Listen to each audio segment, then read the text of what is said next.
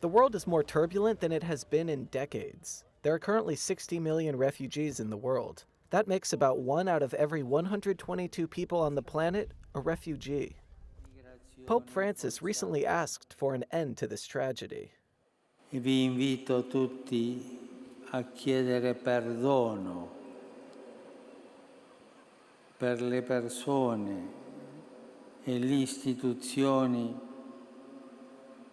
che chiudono la porta a questa gente che cerca un hogar, che cerca una famiglia, che cerca essere custodito. As the migrant crisis in Southeast Asia has shown, the doors are often closed. Some people are left at sea to die. Victims of violence, as many Iraqis are, end up displaced within their own country. Many Syrians end up fleeing by the thousands to find safety. We are trying to launch an appeal to European countries to open their doors so that Syrians can come to our country safely and legally, so they don't have to take a boat. Until now, the only option for Syrians is to take a boat and risk their lives in the Mediterranean. For more than 30 years, the Jesuit Refugee Service has helped people who are displaced by force. For example, in Syria, they help more than 300,000 people without discriminating based on origin or creed.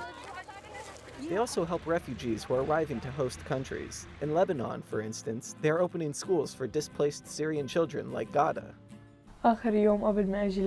My last day in Syria, I was excited to come, but at the same time, I saw how hard it was to live, how hard life is. Now I dream of returning to Syria. And no matter how normal a refugee's life may become in a new place, their greatest wish is to return home.